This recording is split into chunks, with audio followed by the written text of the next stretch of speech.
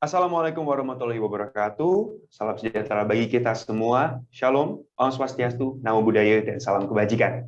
Honorable Mr. Musli Hidayat STMT PhD as the head of the Department of Chemical Engineering, Faculty of Engineering, Universitas Gadjah Mada. Honorable Mr. Troy Dili Susdendi, STMA, and Dr. Fumitake Takahashi as the speakers for today's POISETalks. Good morning, ladies and gentlemen. Welcome to our Renewable Energy Talks organized by the staff of Process Engineering Series of Event, or abbreviated as POISE. It's an honor for all of us to welcome all of you. First of all, let us introduce ourselves. My name is Ben Gary, and my partner, Angelita Diandra, will be the master of ceremony that will guide today's event. So before going on to the next section, we're excited to introduce you a special name to call out your attendees today. The name is Poison. The word poison comes from netizen of poise. Process Engineering Series of Event, or abbreviated as POISE, is a series of event or competition organized by the Chemical Engineering Department, Universitas Gadjah Mada. And these are the following series of competition held by POISE. The first one is SafeCom, or safety competition, with the theme Challenge in Green Industry for Sustainable Nickel Industry. So the second one is Catalyst, or chemical engineering on applied science and mathematics, that is created for senior high school students or equivalent. The third one is SICO, of process simulation competition, with the theme Applicating Green Industry Culture in the Energy Industry for Sustainability Purposes. And for the last one is PHASE, or Poster Challenge for Decent Engineer, with the theme Applicating Green and Sustainability in an FMCG Industry. Beside the competition as listed before, POISE also has another series of events. The first one is POISETalks. POISETalks is a series of 5 webinars and 1 workshop. The theme for those in order of dates are FMCG and nickel industry, which has been successfully held last week. And there are renewable energy and online safety workshop for this week. And for the next week are diversity and inclusion in engineering and challenge in sustainable industry. The second one is Poise Chats. Poise Chats is a podcast on Spotify with the purpose of uniting listeners around the topic of industry, human resource, and technology in order to achieve a safe, green, and sustainable industry. And then we were going to hold a charity event. The fourth one is Summer Course. Summer Course is a program with participants from around the world. This program discusses about the energy utilization to achieve Sustainable Development Goals, or SDGs. And the last one is Summit, the closing ceremonial night for the entire event of POISE 2021. In order to maintain the need and comfort for this event, we will remind to Poison to mute your microphone during the event unless provided by our crew. And we hope you will listen to the whole event earnestly, and since there will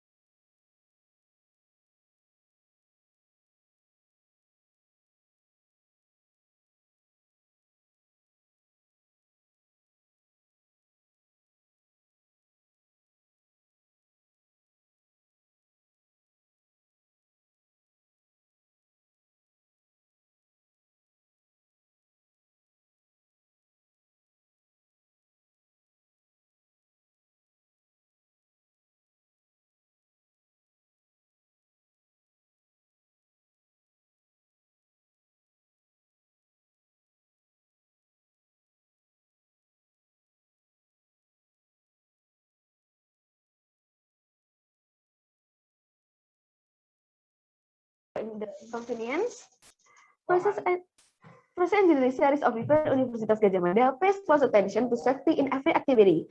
So it is our responsible to read the safety procedure for our event today. We are in our respective room. Pay attention to the direction of the nearest door that can be used in case of an emergency. When doing an evacuation, please remain calm, alert, and follow the protocols. Before going further, I would like to read today's POISETalks agenda. The first one is opening. The second one are series of readings. The third one is webinar session 1 with Mr. Troy Didi Susendi, STMA, Deputy Director for Bioenergy Program Planning at Directorate General of New Renewable Energy and Energy Conservation as the speaker. On behalf of Ms. Andrea Mevi Misna, who unfortunately cannot attend our event today, and then we will come to Q&A session and momentum session.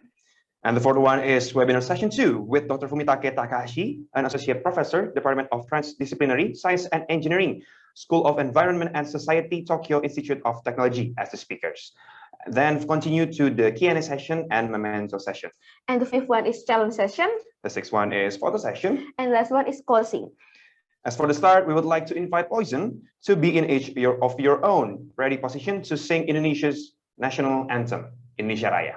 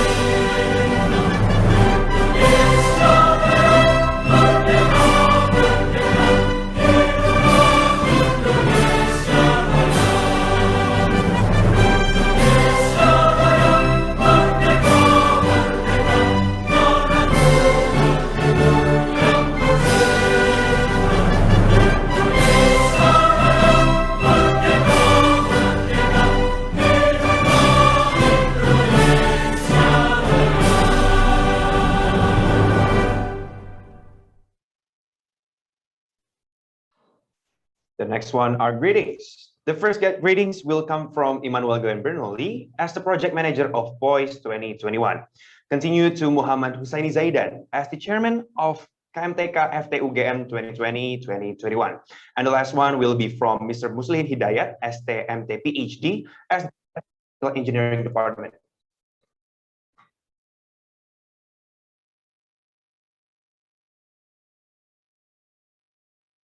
Hello everyone, welcome to POISETalks.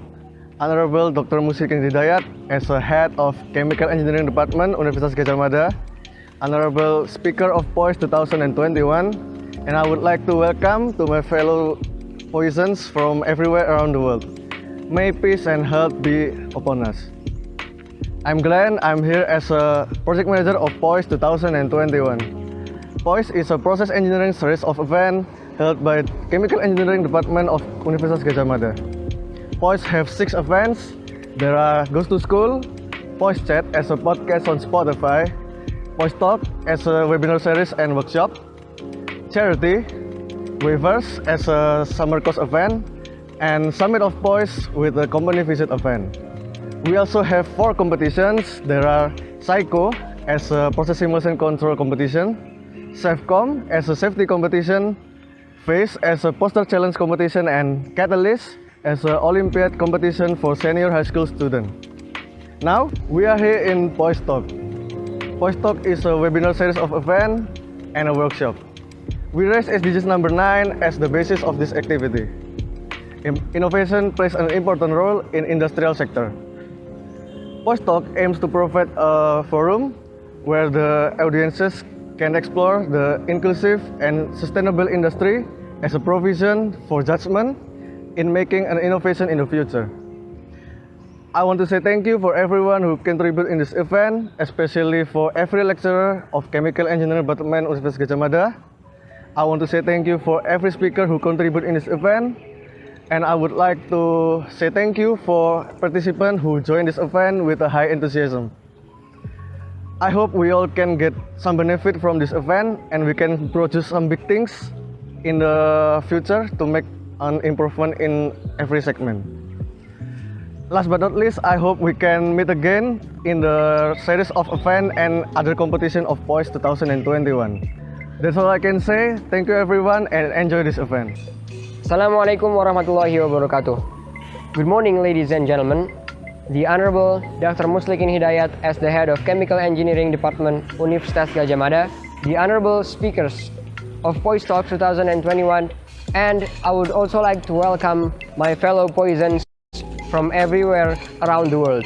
May health and peace always be upon us.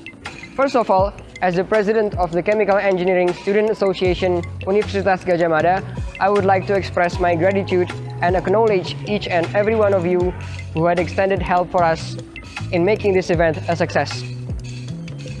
To the speakers who contributed to this event, to the Department of Chemical Engineering Universitas Gadjah Mada for their constant support and advice, to the POISE 2021 Organizing Committee for their hard work and dedication in making this event come true, and especially to all my fellow Poisens.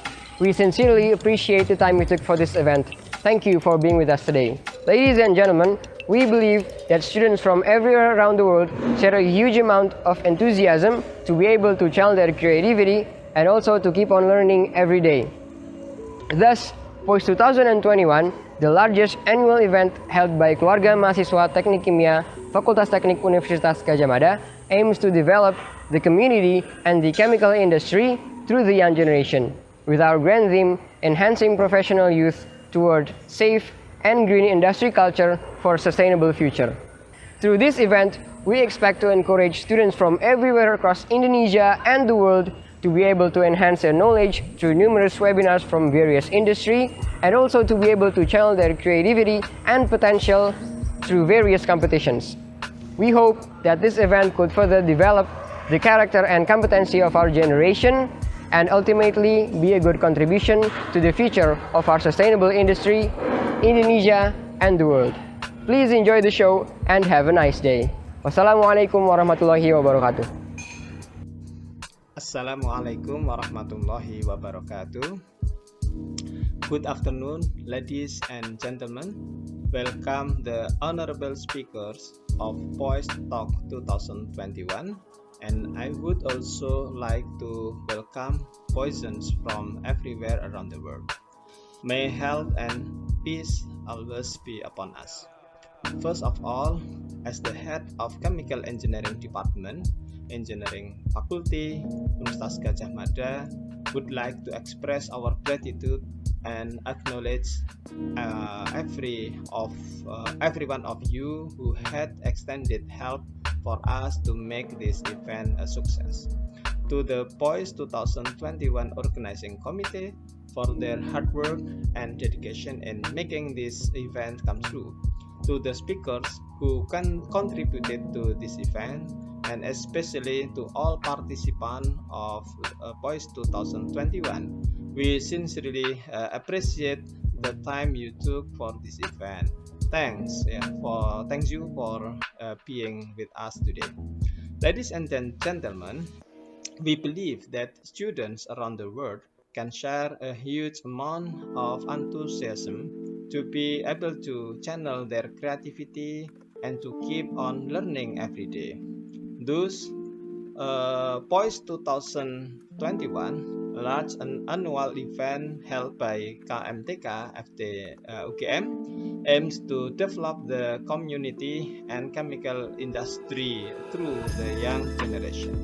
With our grand theme, enhancing professional youth toward safe and green industry culture for sustainable future.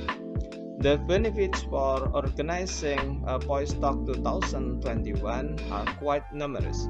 For KMTK FTUGM, KMTK can be a board or institution to produce chemical engineering alumni who are creative, solutive, adaptive, resilient, tough, and have high social spirit or empathy. These characteristics are very useful for developing our nation, Indonesia.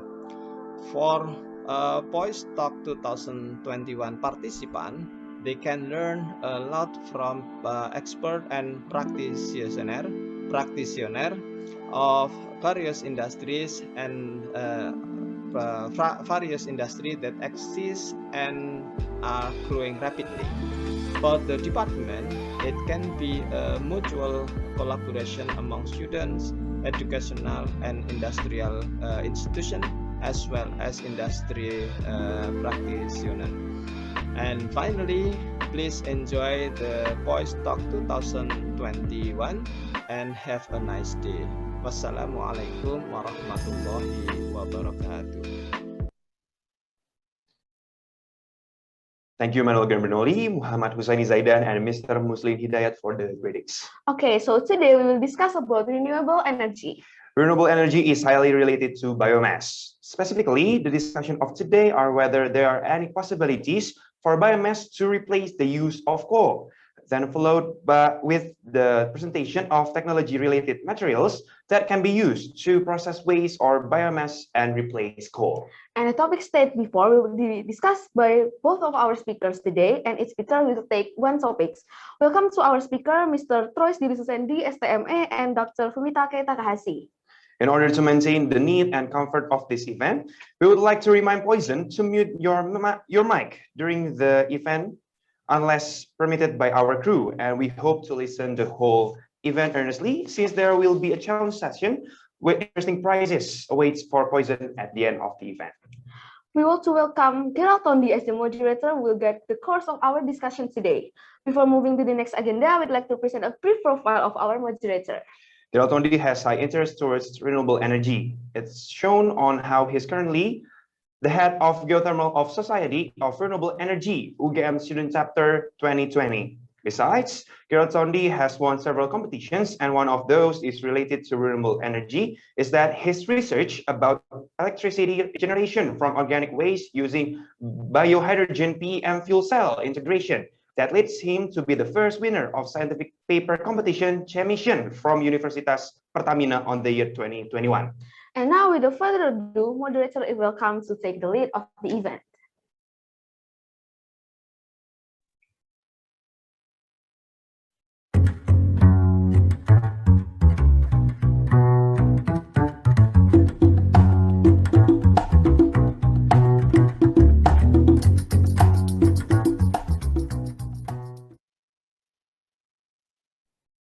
Okay, good morning, everyone. I hope my voice finds you all well, safe and sound. By way of introduction, my name is Gerald Todi as the moderator today, and it's truly an honor for me to be here and guide today's event. Allow me to welcome all the honorable speakers, all the participants in Process Engineering Series of Events, or POISE 2021. Welcome to Indonesia, welcome to Yogyakarta. It is warm and sunny today outside, as to be expected in May, and we hope that this exciting weather can help us to be more vibrant, to be more active, and of course, to be more focused. As today we will have a conversation with two of the best experts in renewable energy. As the world is working towards renewable energy source, we are sure that today's topic will be beneficial for all the participants. Today's discussion will be presented by Mr. Troy Dilisendi, STMA, with the selected topic of Can Biomass Replace Coal? A question that certainly we all ask, and then followed by Dr. Fumitake Takahashi, who will explain the biomass processing technology that can replace coal.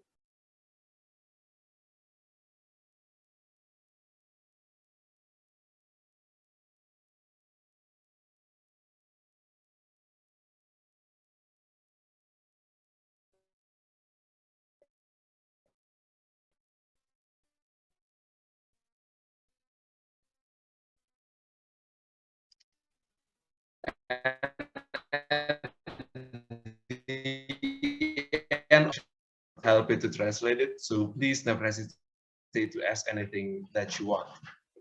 Poison with their questions will be able to ask directly to the speakers during the Q&A session, with their turn that will be regulated by the moderator, by me. Okay, with the regulation stated, we will continue to our next agenda, which is speaker's introduction. So please, the committee, if you have something on your screen to share, you're welcome to do.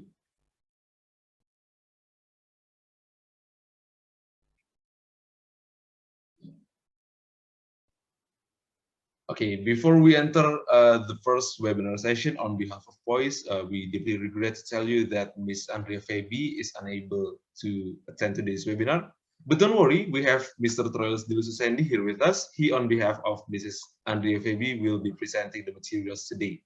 Mr. Troils Dilususendi, STMA, has experience in the field of bioenergy. Currently, he holds the position of Deputy Director of Bioenergy Program Planning at Directorate General of New and Renewable Energy and Energy Conservation, or Dirjen EBTKE for Indonesian speaking participants. And so today we will have a slice of perspective from government or regulators' point of view. To start our discussion, Mr. Troils Dilususendi is welcome to explain his material and to help us to answer the question of, can biomass replace coal? Please welcome Pak Troils. Thank you, Mr. Gerald, as a moderator. May I share my presentation? Yes, please, sir. Okay.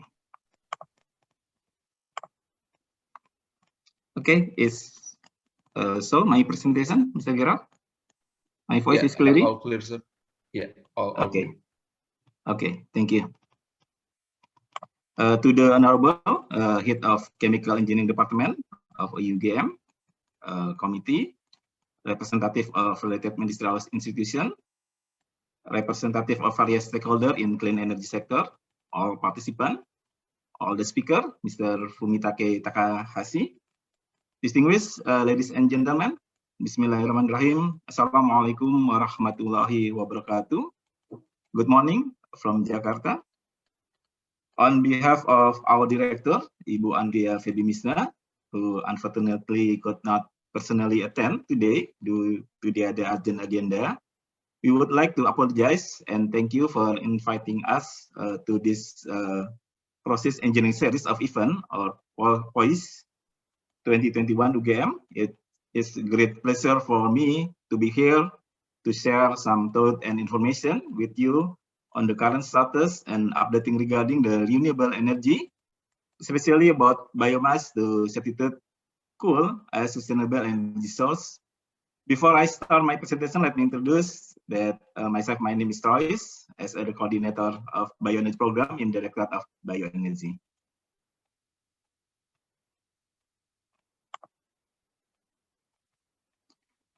Okay. Distinguished ladies and gentlemen, as well know that through Paris Climate Conference in 2015, nations are globally committed to limit global warming to well below 2 Celsius degree and preferable to 1.5 Celsius degree. And as a part of a global citizen, Indonesia government also commit to contribute for the climate change mitigation through its first nationally determined commit or NDC to reduce production of GHG emission by 29% from business as usual condition with self-effort, or about 41% with international help by 2030. In line to the NDC or energy sector, itself has committed to production of GHG emission around 310 million tons CO2 by 2030 with the utilization of renewable energy. The implementation of energy efficiency followed by energy conservation and application of green energy. This slide illustrates about Indonesia national energy mix. We can see about the current situation and the target in 2025, and also the target in 2050 in accordance with the National Energy Policy, Government Regulation number 14, Enhanced Energy Plan with the President Regulation number 22 of the 2017. Here we could see from the slide, the target of renewable energy in 2025 is 20%, 23%. And the current achievement is around 11.3%, currently dominated by coal, 38.7%, by oil, 30.5%, and natural gas, almost 20%. There is expected to be an increase in energy consumption from 1.8 TOA per capita to 1.4 TOA per capita. An increase in electricity consumption from 1,086 kWh per capita to 2,500 kWh per capita, and an increase in power generation capacity from 71 gigawatt to 135 gigawatt. With the renewable energy mix double from the current condition and lower the mix of coal and oil, and increase the natural gas mix in the national energy mix. The planned 2050 target of renewable energy is increased by 31% and further reducing the use of coal and oil in the national energy mix. Move along, this is the current condition of Indonesia national primary energy mix. Government recorded that in the last 5 years, the utilization of renewable energy and coal are increased compared to the use of oil and gas. As Indonesia government has set the target for 23% renewable energy utilized by 2025, we are in need to have acceleration program which focus on fast installation of competitive price of the renewable energy. With the pandemic, there is a decreased electricity demand, minus 2.4% in year 2020, and there will be additional capacity from our power plant to support Jamali electricity, thus impacting the supply of excess electricity in some area in Indonesia. And Indonesia government still on the track for the promoting new renewable energy as one of the major activity in the National Economic Recovery Program. Distinguished ladies and gentlemen, as we all know already, Indonesia has vast renewable energy potential with not less than 120 gigawatt equivalent from solar, hydro, wind, bioenergy, geothermal, and ocean, which current total installed capacity only about 10.4 gigawatt, or only 2.5% from the total potential. For the bioenergy, with a potential 62.6 gigawatt, has only been utilized only 5.8%, is still far from its potential currently. There are already various other efforts from our government to accelerate the clean energy transition in Indonesia, such as establish the price regulation for the new renewable-based electricity, development of biomass from the energy forest, agricultural waste, and municipal solid waste, the synergy of hydropower, improvement of the MER regulation on rooftop solar PV.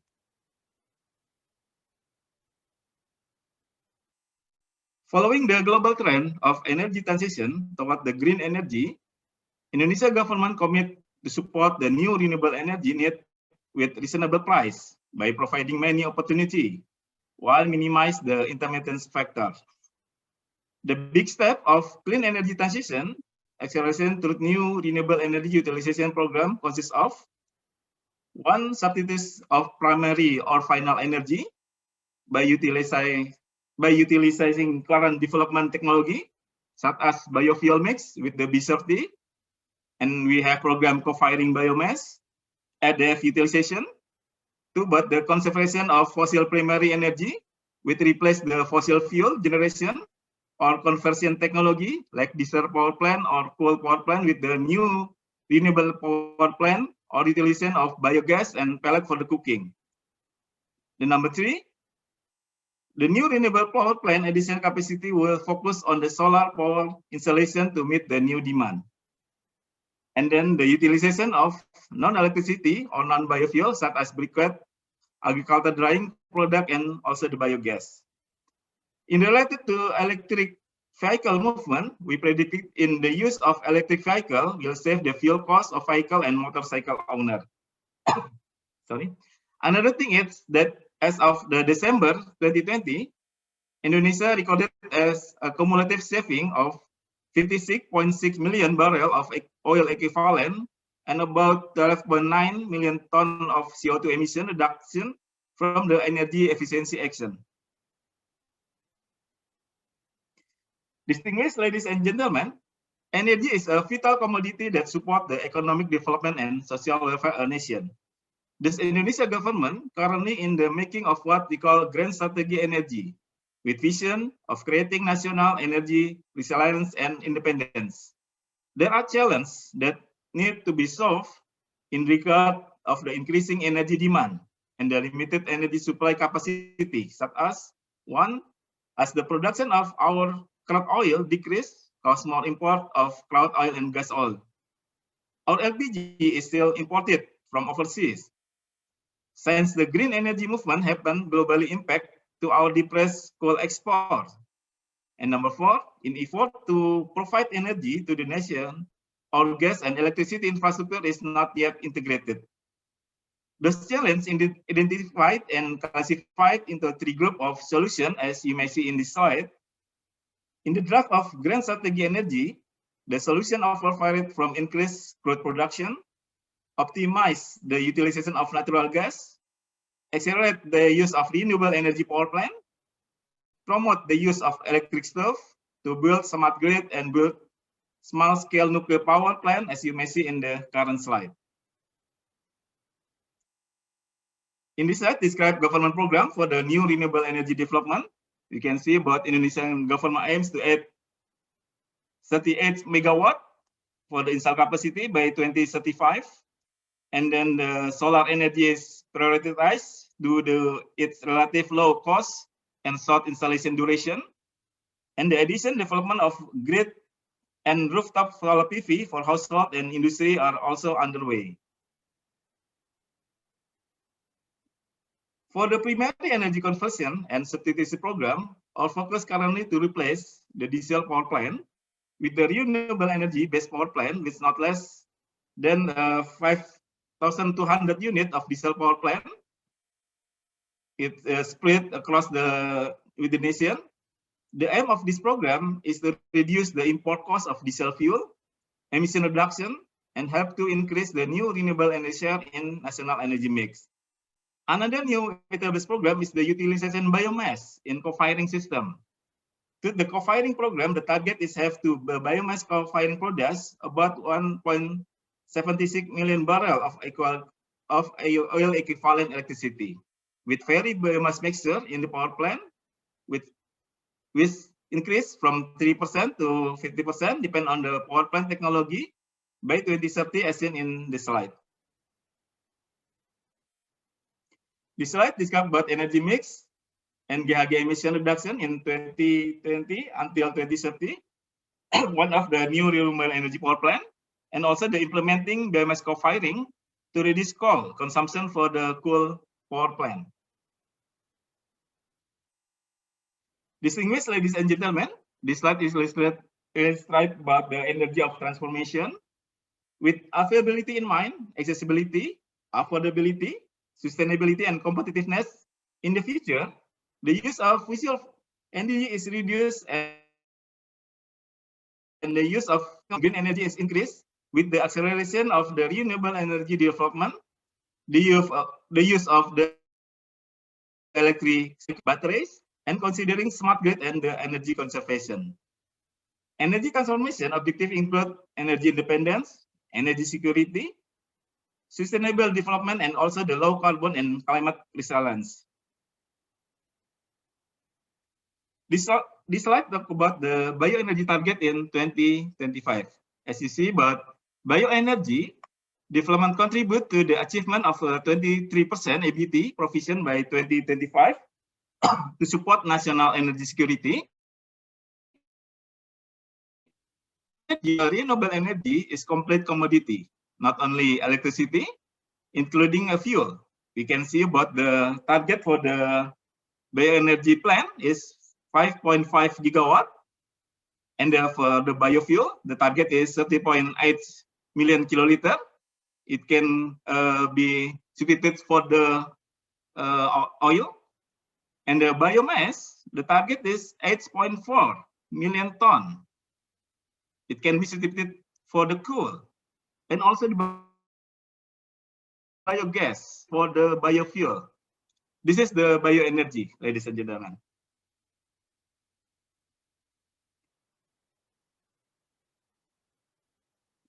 How to policy and strategy of the bioenergy development to support national energy security described in this slide. We can see about one, you want to increase install capacity of bioenergy power plant with the promote the business and investment climate of bioenergy development, which include drafting presidential regulation on electricity tariff from the renewable energy. Increase the install capacity of bioenergy project pipeline by ensuring all related parties to implement the RUPTL commitment. Implement VTA acceleration project based on the President Regulation number 35. Encourage agro-industry with captive power to sell their electricity surplus with the excess power scheme. And also the develop small-scale biomass power plant. And number two, we want to optimize biomass utilization. Encourage development of the biomass with the RDF co-firing in existing coal-fired power plant and other industry. For power plant, biomass co-firing will be implemented in 115 units. It's almost in 52 locations. And the implementation of co-firing will be carried out from 2020 to 2035 with blending rate from 1% until 50%. Then number three, we are to biofuel implementation, ladies and gentlemen. To ensure the B30 program runs as targeted, develop green refinery, and also develop supporting industry. And the last one, you want the implementation of the sustainable biogas program. We develop a sustainable biogas roadmap. Encourage biogas development for domestic purpose and small, micro, medium enterprise. Ladies and gentlemen, I want to explain about the characteristic of bioenergy when compared to other renewable energy and several parameters. We can see if the availability, bioenergy heavily influenced by human efforts. For the other renewable energy, more depend on nature. About the utilization time, can be stored for the bioenergy and transported. And for the other, that time should be utilized and its location. For the sustainability, bioenergy likely depend on the management. And for the other renewable, it depend on the nature. Final energy form, for bioenergy solid, liquid, gas, and also electric. For the other renewable, is generally in electric. How about the property of raw material? Bioenergy generally have to buy. For other renewable, is mostly free. And for the technology, I think it's same, simple to complex. And for dissemination, for the bioenergy, the entire territory of Indonesia, and for the other is limited to certain region except solar. Another acceleration program of renewable energy utilization to substitute of primary or final energy is the biodiesel mandatory. The biodiesel mandatory program is a national strategic program with the main objective of realizing national energy independence and supporting sustainable development. When it was first introduced in 2008, the blending rate was only 2.5%, but then it gradually increased to 20% in January 2016. And started from the January 2020, all electric starters are required to use B30. As the 2020, the realization of biofuel domestic use reached about 8.46 million kiloliter. In this year, 2021, we target to achieve biofuel utilization about 9.2 million kiloliter of domestic use. This slide describes about biomass potential for the electricity. Totally potency about 32.6 gigawatt.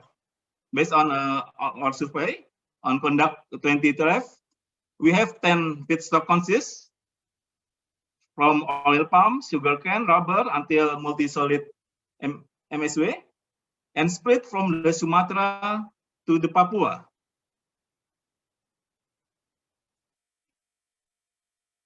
Distinguished ladies and gentlemen, biomass is a renewable energy material that comes from plant and animal. It contains stored chemical energy from the sun.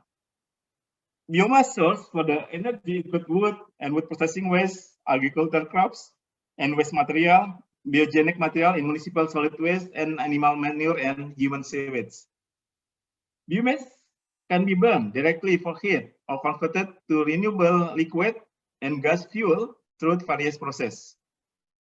Biomass continues to be an important fuel in many countries, especially for cooking and heating in developing countries.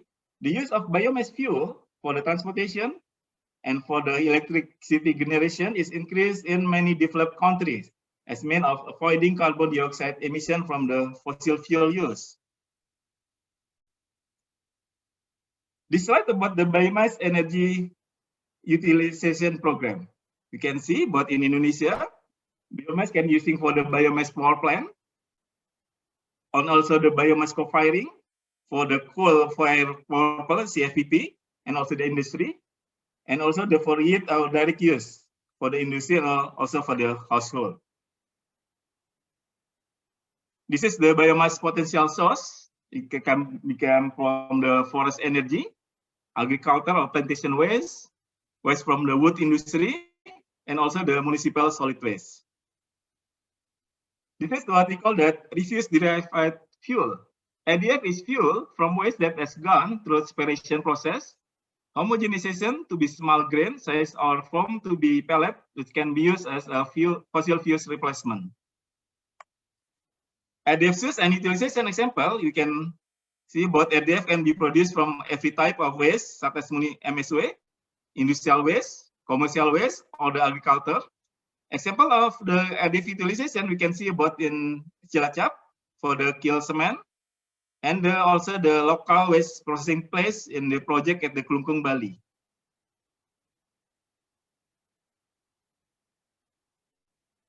This is why we go with co-firing existing coal-fired power plant.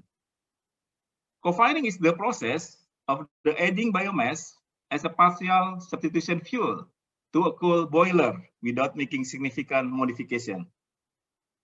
Why? First, you want to reduce the use of the non-renewable fossil fuel. And the second, an affordable alternative to processing waste into energy. There is no need for lab investment costs to build a new power plant. We're using the existing CFPP. And number three, we want to increase the share of new renewable energy in the total national energy mix. This is a long-term of taker guarantee during PPA period. And the number five is co-firing will reduce sulfur dioxide emission since wood biomass contains much less sulfur than coal. And also, reduce carbon dioxide emission from coal consumption is one of the best measure to the reduce global warming. Yes. I want to remind you that you have approximately 5 minutes left. So, okay. Yes, okay. Thank you. Sir. Yeah, this is a slide illustrate about the roadmap plan for the biomass co-firing on CFPP according to the draft general plan of the electricity supply. We can see about the target in 2025. We can use the 9 million ton years. Consists of the forest biomass is 8 million, and for the RDF is almost the ton per year. This is the slide illustrated about the co-firing plan on CFPP Indonesia in location, or as many as about 113 units with the capacity about more than 8,000 megawatt. Status per May 2021, co-firing tested for the 40 CFPP location, and then for the implementation about the certain CFPP location. To reduce coal with the biomass must certainly pay attention to the characteristic of the biomass, boiler use, and its mixing pattern. In this diagram, describe the typical caloric value coal versus the biomass. To ensure this, the implementation of biomass co-firing in the CFPP ways was previously carried out. PLN first test the co-firing of both fuel test and also the performance test with a certain percent. The result of the 40 testing CFPP location all produced technically feasible, and we are able to bring down NOx and NSOx and also the particulate. To ensure the quality of the biomass use co-firing implementation program, the government has set Indonesian National Standard or SNE for the biomass pellet and also the SRF in 2021, and plan to issue another SNE also for the palm shell, sawdust, and the wood chip. In addition to increasing the renewable energy mix and decreasing GHG emission, biomass co-firing program in power plant can provide social, economic, and also the environment benefit, like described in this slide. I think it can be read. Distinguished ladies and gentlemen, to successfully achieve national target through established program and regulation for the accelerating clean energy transition by new renewable energy utilization, the government could not run alone and indeed need the support of the cooperation from and with the other related stakeholders. There are several potential collaboration acts that could happen between government and other related stakeholders to help accelerate clean energy transition, such as conduct comprehensive study, and also the improving the technology, provide the facility green financing, and also the getting capacity building for the local government or local entity to support the development of renewable energy project. Distinguished ladies and gentlemen, we have reached the end of my presentation. I would like to thank you all again for giving me this opportunity to describe about the current status and update regarding the renewable energy, especially about the biomass distributed coal as a sustainable energy source. I sincerely hope there will be a strategic and constructive result from this event to help accelerate the clean energy transition, especially with the biomass utilization. For further discussion, maybe during the question and answer session. Thank you for your attention. Wassalamualaikum warahmatullahi wabarakatuh. I'm returning to the moderator. Thank you. Thank you for the great explanation, Mr. Trace Sandy. I'm sure that we all hope here to accelerate the development of renewable energy in Indonesia. Now it is time for the Q&A session with the speakers. Participants who has a question in mind, please you may send it to Q&A admin through the Zoom private chat feature. We will sort the questions out and allow Poisen to ask the questions directly to the speakers. But in the meantime, I do want to talk about something, sir. As I was an intern in EBTKE, I was researching about a potential of palm oil fuel substitute, palm oil for diesel fuel substitute, sir. I see that one of the most challenging project in renewable energy is it is currently have a low efficiency, sir. Do you have anything to say about this challenge for development of biomass in the future or bioenergy in the future? Okay, thank you, Mr. Garat, for your question about the low efficiency, the question. But I think about the low efficiency can be reduced by using the technology. And then we can say about the palm oil industry, because we have the biggest palm oil industry in the world. Yeah, we have almost the 800 PKS in all the Indonesia, and we have some big potential about that. And we understand what you can say about the low efficient, but for the bioenergy, I think in the renewable energy, bioenergy is we don't the intermittent energy, yeah. Because we talk about the characteristic of the bioenergy, we can save the raw material, and also that we can implement with the power plant bioenergy. It can be like coal power plant. Yes, it can be substituted for the coal power plant. It's different with the other renewable energy. Maybe you can see about the solar or the macro hydro. This is different technology. Yes. Okay, splendid. Thank you, sir. We do have some questions coming in the chat. I've been told by the committees. Maybe I will go to the first one, to Mr. Azriel Akbar Putra from SMAN 1 Tanjung. Please, Mas Azriel, you can introduce yourself. Turn on your microphone.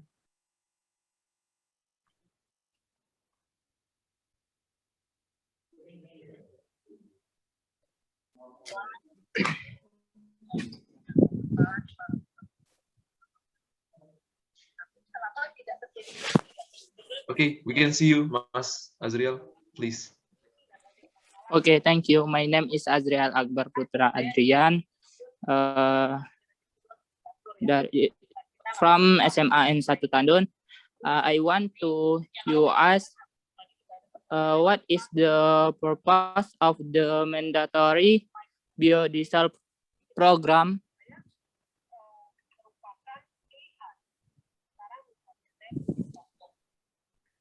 He's asking about the purpose of mandatory biodiesel program, Pak Trois. Yes. Okay. Okay. I can share about my presentation again. Yes, you may, sir. Yes. Thank you, Mr. Azriel, for the one Tandun. About the biodiesel mandatory program. Just a moment. Why? This one. Okay. Okay. Yes, we can see about the biodiesel mandatory program is, this is one of the reason of what we want to reduce import reducement of the solar. And then the second, you want to foreign exchange saving, as you know, but Indonesia, before the biodiesel mandatory, we have the imported for the solar. And then using the biodiesel right now, we have maybe about 1-2 years again, we can export the solar to the other country. Yes. For the sorry, your question about what? I don't clearly your question, Mr. Azriel.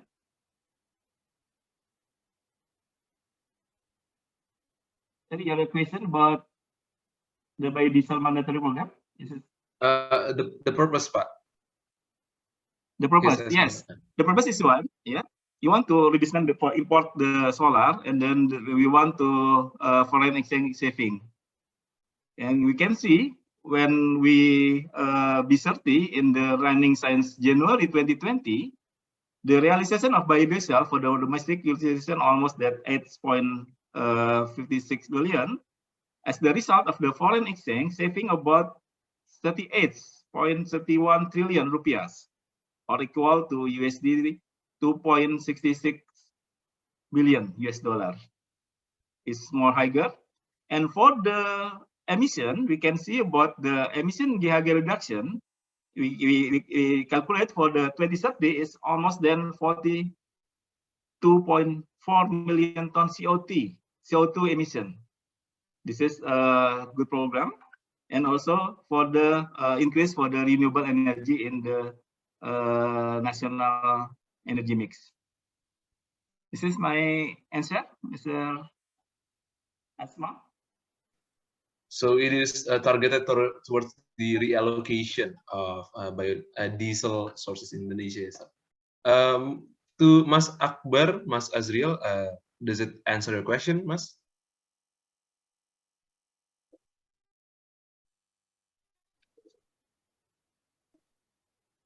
Okay, you don't have anything to add?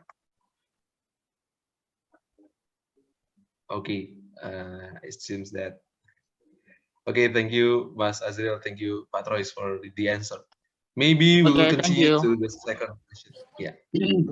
From Resti from UGM, he cannot turn on her microphone. She cannot turn on her microphone. She said that from your expert views, what are the promising clean energy alongside with this technology to focus on for say next couple of years in Indonesia? I think what she meant is what energy source will be developed first, Pak, between all the potential in Indonesia? Yeah, as I mentioned in my presentation, but bioenergy was have the completely for the renewable energy. Yes, this is not only electricity; it can be replaced all fossil fuel with the bioenergy. It's different with the other renewable energy. Yeah. This is my answer, Mr. Gera. So if you can see about the achievement of, sorry. Maybe what renewable energy, what new and renewable energy will be developed first by the government for the next couple of years? Okay, we can see about the strategy of the government with the new renewable energy. In my presentation, just a moment. My share screen.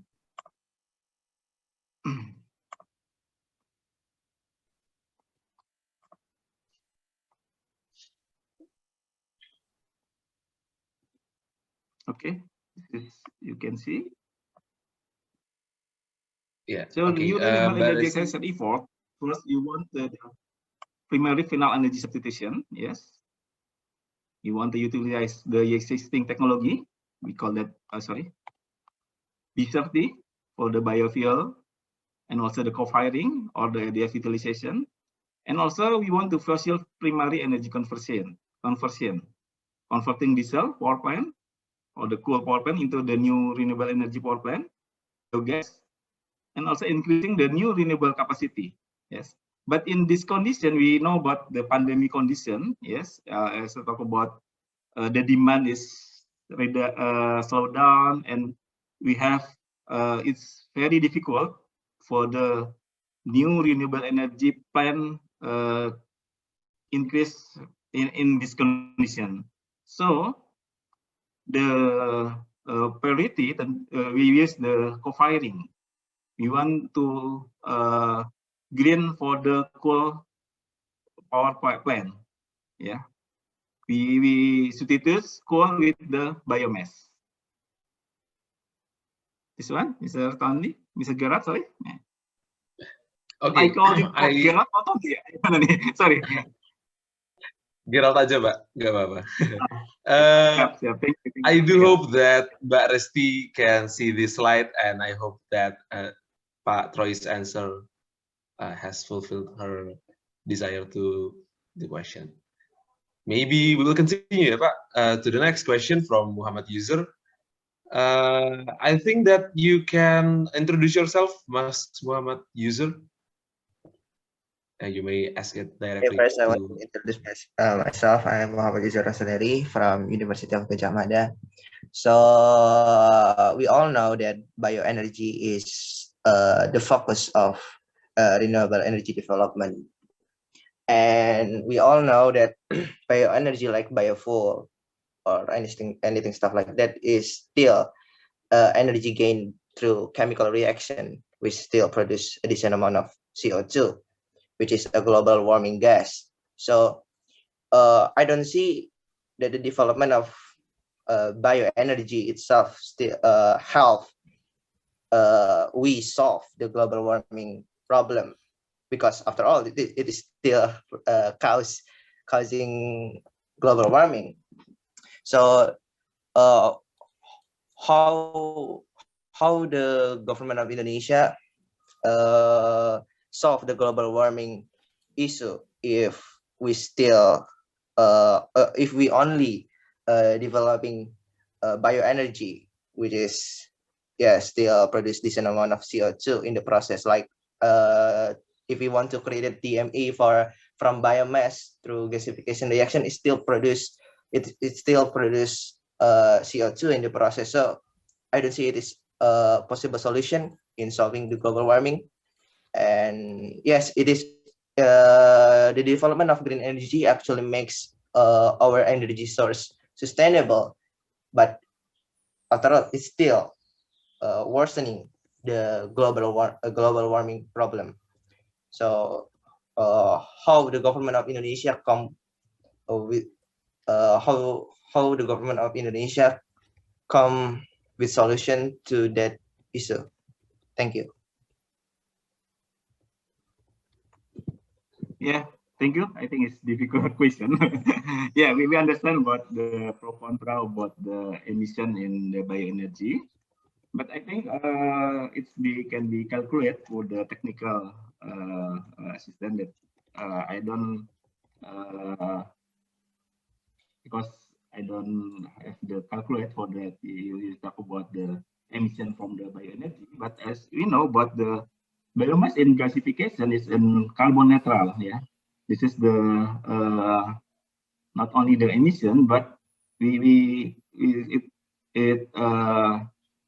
from the gasification from biomass is the carbon neutral. I think I don't know, maybe, but I'm not chemia engineering, but maybe if somebody can help me, but they calculate about the emission from the bioenergy. But in my team in the Ministry of Energy, we calculate about the emission from the all of the using energy in Indonesia.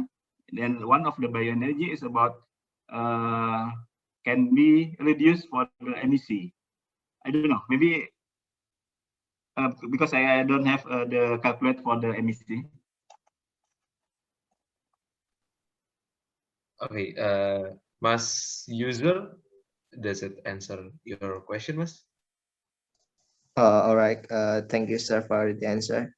I think, yeah, it is answering my question. Thank you. Okay. So maybe if I can brief it, Pak Trois, after being calculated by the experts in the renewable energy, the carbon generated by the combustion process is being offsetted by the carbon being captured by the biomass itself during their life. Yeah, I'm getting that clear? Okay, splendid, sir. Maybe we will continue to the next question. Due to time limit, maybe we will have another 1 or 2 questions left. Next one is Satya from UGM. He cannot turn on his microphone for some reason. How to ensure that development of biomass energy does not lead to deforestation, Pak? Okay, thank you. It's a good question.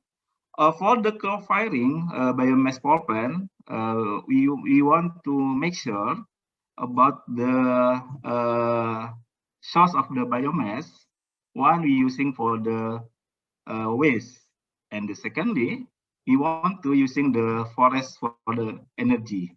And we PLN when buy the biomass, so in our regulation we have that make sure that is not from the illegal logging. Yeah, this is from the sustainability source. Yes, this is my answer, Mr. Gara. Okay, I hope Satya, Pak Troy's answer has already fulfilled your question. We don't have any questions left, but I want to actually have a chit chat a little bit about the development of biomass energy in Indonesia. Pak. How do you see the potential of biomass energy in like short term? What we can do as many of us here are mahasiswa in college. What we can do to help to accelerate the development of biomass energy potential in Indonesia, maybe in upcoming 2, 4, 5, 10 years. Okay, thank you, Mr. Gerard, for your question. I know for the university or for the student, because the challenging for the biomass, one is about the we call about the enough for the sorry, we have target in 2025 9 million ton biomass is very big. Yeah, so we need biomass is very big also, and as in my presentation, we using the forest, we using for the forest energy, but the problem is about the price. Yes, if we using forest for energy, is the price is more than the coal price. Yes, the concept of the co-firing, we don't want to increase for the electricity tariff. So the price of biomass is equal is for the coal price. Yes, this is the problem. I think university technology, yes, can be, we have the source from the palm oil, we have the planting from the sawit, but the problem, but the natrium is higher, kalium is higher, is danger for the boiler. So I heard about the UGM have the technology for the reduce for the natrium or kalium, or we using for the rice husk. We know about the we call but the silica is higher silica. So we need how to reduce that problem, and we can using that for the biomass for the co-firing. I think this is maybe is UGM or the other university can be can give to the input to the government how to we can lower for the price for the biomass. Thank you, Mr. Gerard. Okay, but so for people who are in university, college students, the best we can do right now maybe is to give valuable input by researching about the biomass. Okay, I really appreciate the questions. And I truly appreciate all the participants, all the participations on this session. Unfortunately, due to limited time, we have to end the Q&A session now. But for Poison, who has their question unanswered, still unanswered, please keep giving us the question through the Q&A admin, because we will help you deliver the questions to the speaker. But you may need to wait for the answer after this webinar ends. As an expression of gratitude from POIS UGM to Mr. Trois Dili Susendi, STMA, this is the certificate handover session, Pak, and on behalf of the committee, I want to thank you for the session. Please accept this small memento as our symbol of gratitude. Okay, thank you, Mr. Gerard, for the certificate, and thank you for the all participants. Thank you. Okay, documentation staff, you may take the photo to commemorate this documentation session. As the person in charge, I would like to ask permission to take a picture of this moment. Okay, in the count of 3, please be ready. 1, 2, 3. Thank you so much, Mr. Trois. Thank you. Okay, thank you once again, Pak Trois, for sharing your knowledge here. I hope the materials given can be advantageous for all of us. And Okay. if you have any schedule after this, feel free, Pak, to leave this room. It's okay. Thank you, sir. Thank you. Okay, we will continue. For Poison, we are glad to announce that after this, there will be a second webinar session delivered by Dr. Fumitake Takahashi. Here, we will discuss about the technology of biomass processing as an alternative to coal. But before we continue the discussion, Poison, please make yourself comfortable, do small stretchings, have some snacks while we're waiting for the next session to start. And to help you remember more of today's discussion, we already arranged a challenge with interesting prizes to claim. Please stay tuned until the end of the session. It will be announced later by the MC. And without further ado, maybe let us start the second session for today. I will need to ask the community for sharing the screen of the second session.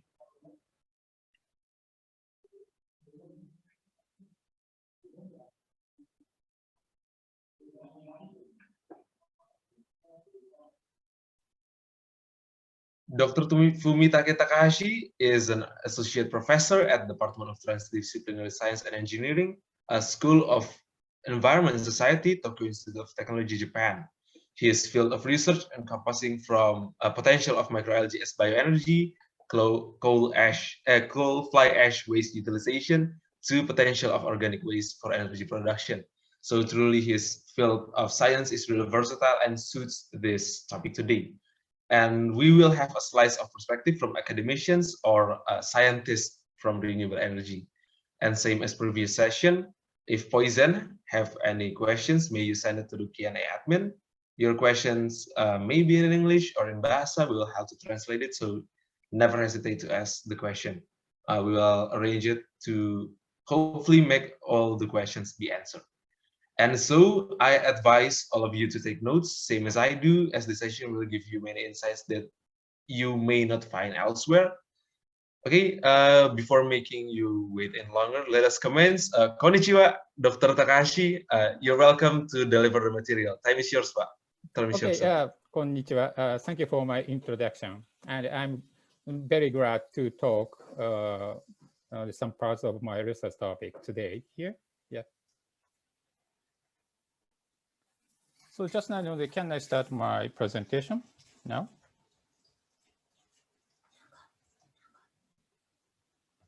Okay, can you listen to me? Yes, sir. Yes. So just now, can I start my presentation? Oh, yeah, yeah. Yes. Okay. Yes, you may. Okay, I share my screen just now.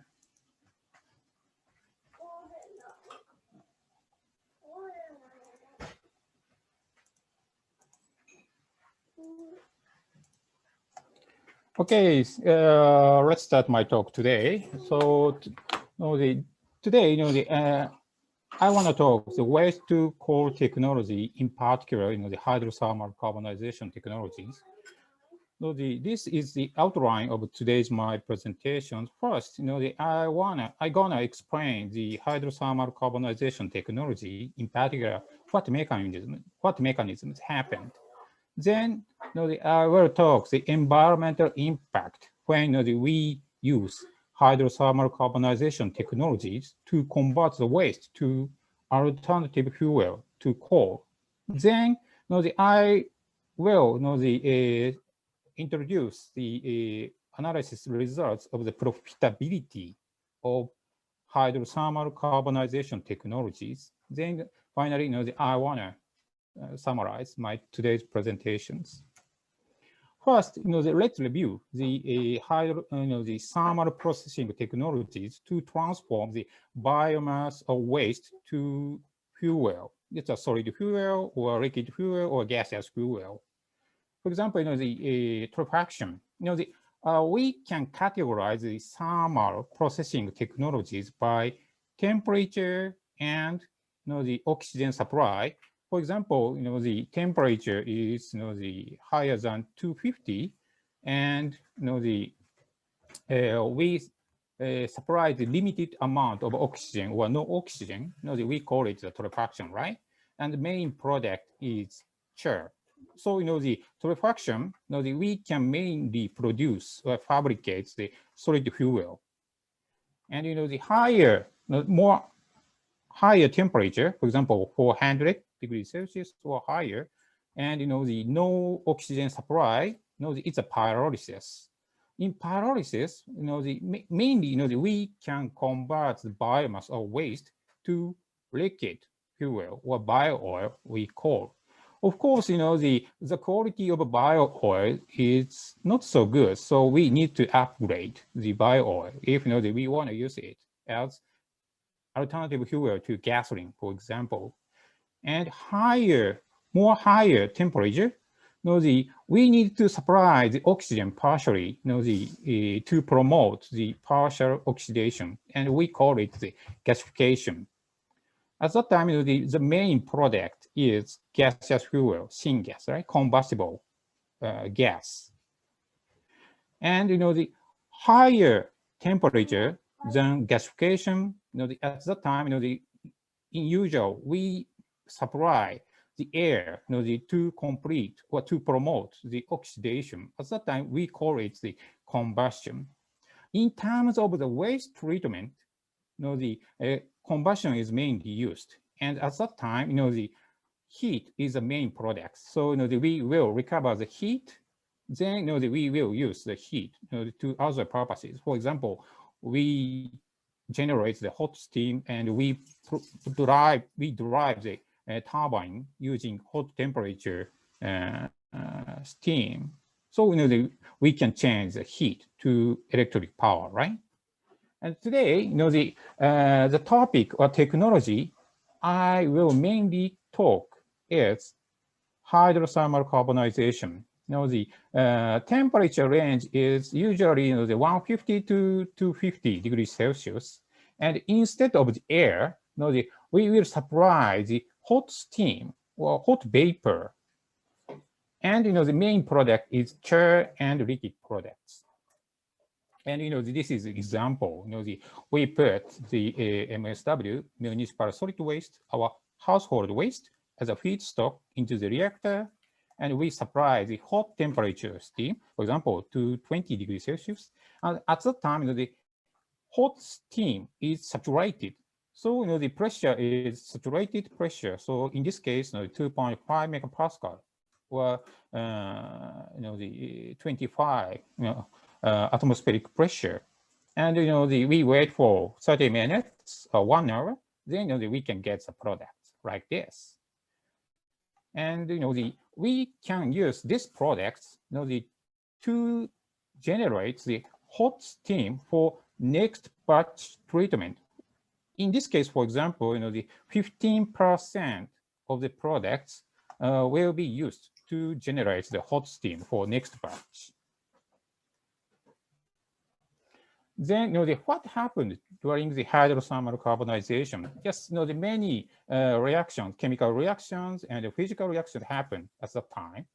For example, decarboxylation was, the thermal cracking or thermal, the partial pyrolysis, and the oxidation will also happen partially. In addition, in particular, I want to focus on the hydrolysis. The hydrolysis is a chemical reaction, right? Involving the water, in particular, the hydronium ions. For example, H plus cations and OH minus hydroxide anions. H plus or OH minus will react with other substances, and the reaction happened, right? And the hydrolysis usual case, the weak acid or weak alkaline is beneficial to catalyze the hydrolysis reaction. And pay attention here, ion product, it's a product of H plus concentration and OH minus hydroxide anion concentration. And this graph shows the ion product as a function of temperature. For example, the 25 degrees Celsius is a room temperature, right? So ion product is 10 power minus 14. This is why the pH is the 7 at neutral conditions. And pay attention here. The hydrothermal carbonization temperature, for example, 200 degrees Celsius, ion products increase 500 times higher than room condition. So it means that the hot steam can work as acid and alkaline. So this is why the hydrothermal carbonization is effective to promote the hydrolysis reaction.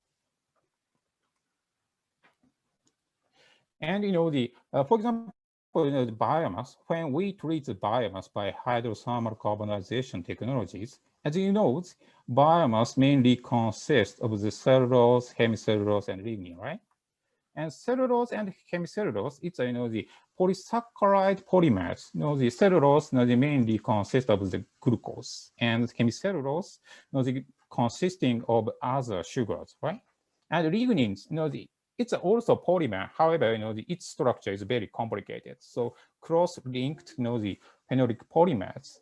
And when we treat the biomass by hydrothermal carbonizations, we can promote hydrolysis reactions. Hydrolysis can attack such chemical the bonding here. So we can expect the chemical cutting of these bonding. So it means that the biomass component will be broken down to smaller size compounds, right? And this is example. This is wood materials. When we treat wood materials, after the hydrothermal carbonizations, yes, this is the products. It is the homogenized and powderized, right? And how about the anthropogenic waste? For example, municipal solid waste, our household waste, or medical waste, or sludge, sewage sludge, or other industrial sludge. We can also apply the hydrothermal carbonization technology to these anthropogenic waste, and oh, excuse me. In fact, we can transform these waste to alternative fuel to coal. Just now, I list up the advantage of hydrothermal carbonizations in terms of waste to energy. For example, the high moisture waste, we can treat. For example, the incineration treatment, the high moisture waste is not good because the high moisture, the large amount of water, they will consume the heat, right? So it is difficult to keep the high temperature if we treat the high moisture waste in incineration.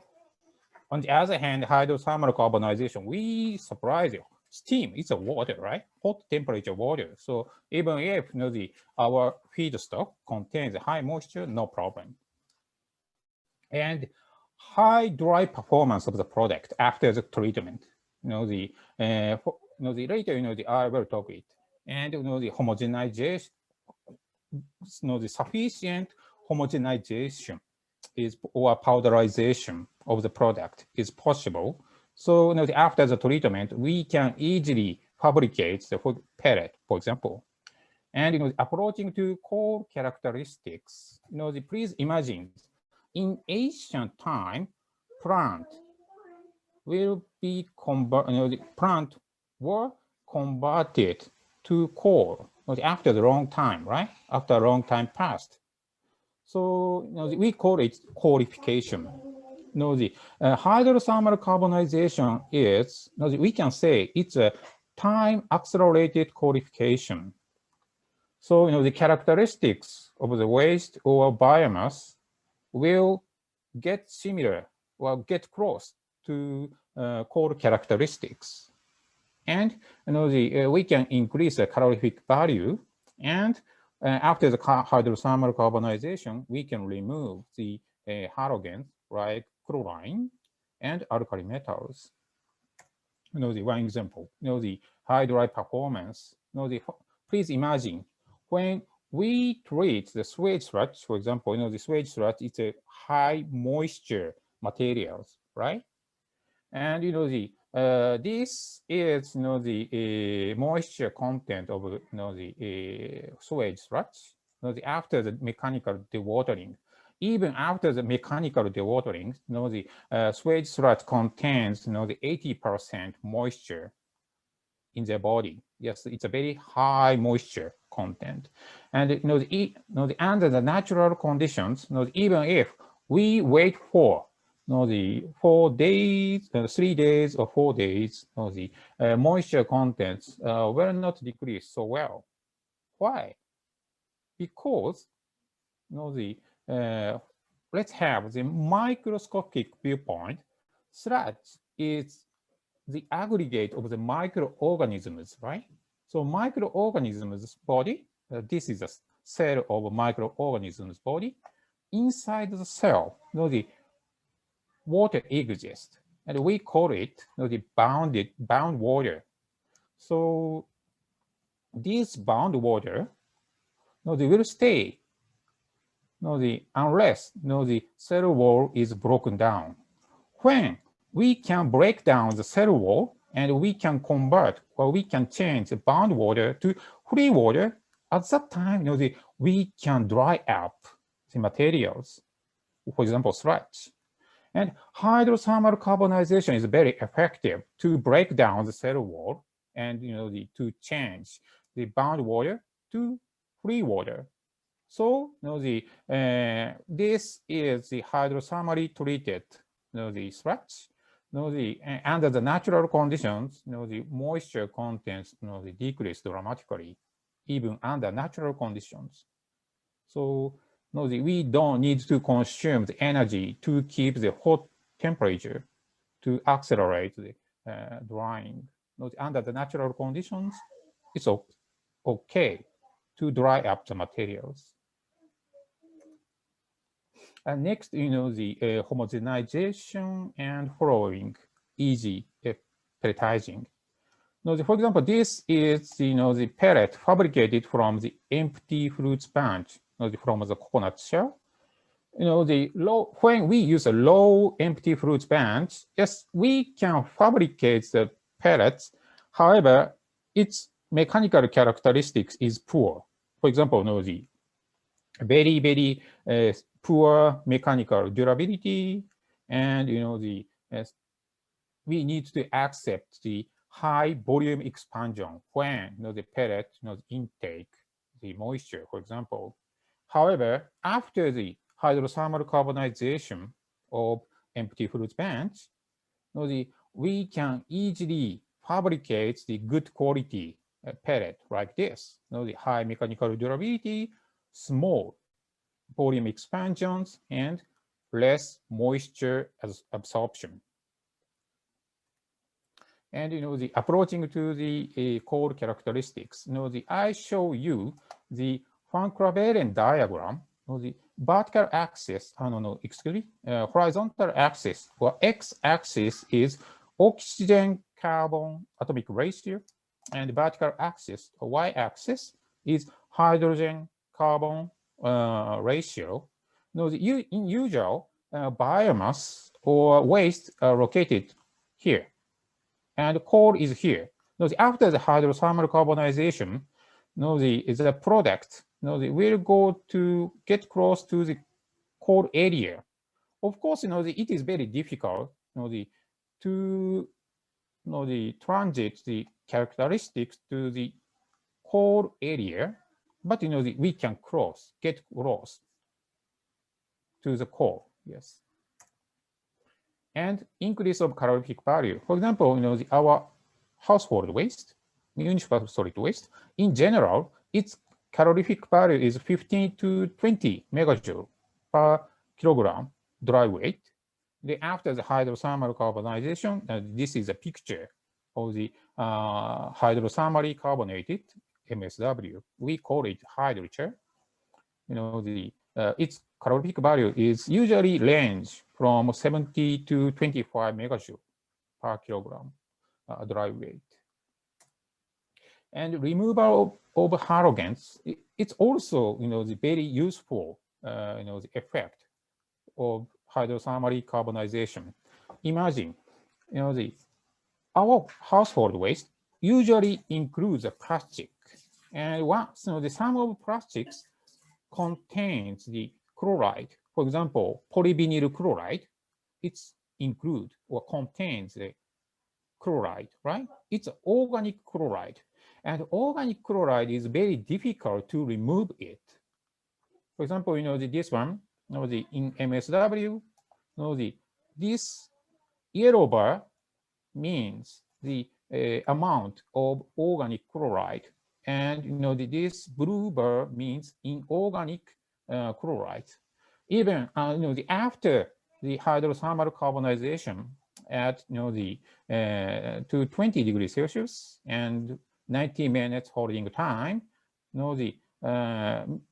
most of the organic chloride was converted to inorganic chloride like this. Inorganic chloride we can easily remove it. For example, washing, simple washing using water. However, I want to say the one disadvantage of hydrothermal carbonization. For example, metal aggregation. If our feedstock or our household waste contains metals, for example, our waste usually contains aluminum foil, for example.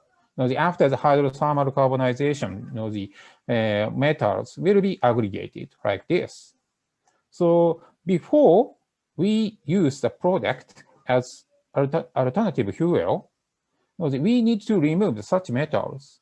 So we need more technological development to remove the metal aggregates after the hydrothermal carbonizations. And next, the environmental impact when we apply the hydrothermal carbonization technologies.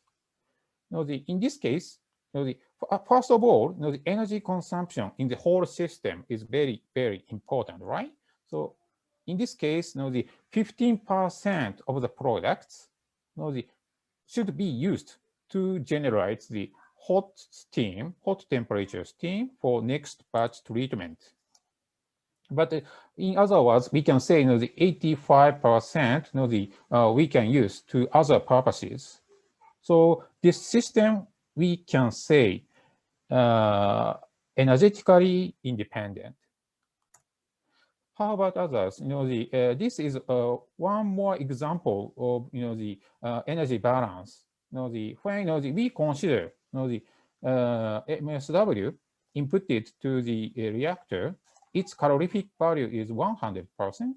If so, the 1/4, so around the 23% of heat is necessary to generate the necessary amount of steam for hydrothermal carbonizations.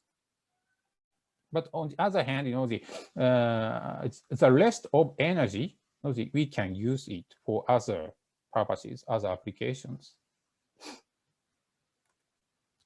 And when we consider the environmental impact, the boundary condition is very, very important. If we change the boundary conditions, our analysis result will change correspondingly.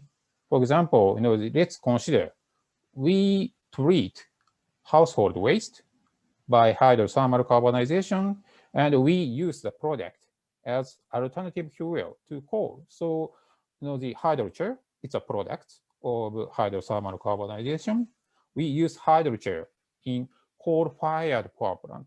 In this case, first, it's a baseline.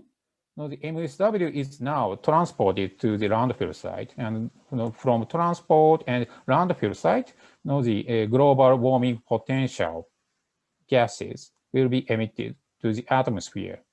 In addition, coal-fired power plant, first coal is mined and transported to the power generation plant, and in power generation plant, coal is fired. So the CO2 and other pollutants will be emitted to the atmosphere.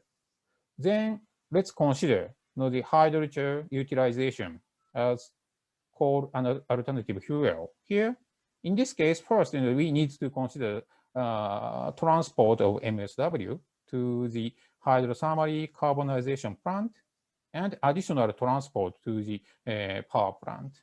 So this transport and hydrothermal carbonization treatment itself will consume the energy. So correspondingly emit the CO2 and other pollutants to the atmosphere. On the other hand, when we treat the MSW, we can reduce the MSW going to the landfill site. So eventually, it will decrease the methane emission from landfill site. In addition, we can reduce the coal consumption, right? So eventually, we can reduce the CO2 emission from coal-fired power plant. So reduction of CO2 emission and increase of CO2 emission as a balance, then we can say the hydrogen application is beneficial or not in terms of, for example, climate change. Then this is a result. For example, methane emission from landfill site. Yes, hydrogen application is very, very useful to reduce the methane emission from landfill site. On the other hand, the overall emission of CO2 and other pollutants, I need to say that the effect of hydrogen application is limited. For example, only 2%, 3%, or 5% reduction in terms of CO2 emission, for example. In the case of the NOx, yes, a little bit more effective to reduce the emission. Why it's effective? Because coal-fired power plants, even if we replace the coal with hydrogen, excuse me, only 10% or 15% is maximum. So the available amount of hydrogen in coal-fired power plant is limited. So it's eventually make the effect of hydrogen limited. Time is limited, so finally I wanna introduce the profitability of hydrogen applications. It's a very maybe too technical for you, so feel easy to listen to my the introduction. First, the profitability analysis, the profitability, will be controlled by many variables or many factors. So we need to consider, the many processes, to analyze the profitability like this. In addition, even if, for example, we draw or we illustrated the chart for profitability analysis, next difficulty or next problem is the data. We need many data. However, we also need to consider how much reliable these data. So, to overcome the data reliability problem, I used the stochastic approach to analyze the profitability. And to analyze the profitability, we need to consider some indicators. The most important indicator is net present value. It means that for example, we start the project, one project, to convert the waste to alternative fuel by hydrothermal carbonization technologies. Of course, first, we need to invest, the money to, for example, to install the hydrothermal carbonization plant and something like that. So the initial cost and income. After the hydrothermal carbonization, we will sell the product to coal-fired power plant, so we can get the money, right? We can get the income. So as a balance between the initial cost and income, how about the profit? So this is a net present value. And internal rate of return, IRR, is if the net present value is 0, so the initial cost, the total cost and the income is balanced, at that time, how much the financial rate? Because the profitability is depending on many factors, economic factors like the financial rate, inflation rate, or something like that. And payback period, it's easy. If we can balance the cost and income, at that time, how long time is necessary? In particular, the initial cost is very large because we need to install the plant, hydrothermal carbonization plant at first, right? At that time, yes, we need to pay investment money. So how much? And finally, the return on investment. If we can get the profit, net profit, net positive profit, how much the percentage or how much the ratio of net profit to initial cost or total cost. And the conventional approach, okay, so we get the data and the one factor, one data, for example. However, the Dr. stochastic, Takahashi, yeah. I'm sorry, you have approximately 5 minutes left, Dr. Takahashi. Okay. Yeah. Stochastic approach, we consider the statistical distribution because our data maybe include some uncertainties. For example, in this case, I use the program evaluation and review technique distribution, PERT distributions. It is commonly used for the cost analysis. And every factors, I assume the statistical distributions. Then using Monte Carlo simulations, we can analyze the profitability. This is the result. I consider two scenarios, public sector scenario and private sector scenario. Public sector scenario, the project is managed by the government. On the other hand, private sector scenario, the project is managed by private companies. And for example, with 90% confidence interval, we can estimate the cost. For example, we treat the 1 ton of MSW like this. And this is the cumulative cash position over 20 years project. The horizontal axis is project time, and the vertical axis is cumulative cash flow. And when this line exceeds 0, at that time, we can say the net profit is positive. So it means that the income is larger than the total cost. And the private sector scenarios, after the 20 years, the net profit is positive, and the net profit is 3.5 times larger than total investment cost. On the other hand, the private sector scenarios, it's only 1.5 times larger than the total investment cost. And finally, I want to show the result of some economic indicators. And please focus on the net present value. Here, this is 0. And left side is negative. It means that cost is larger than income. And right side is positive.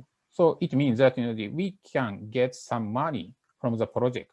The income is larger than the cost.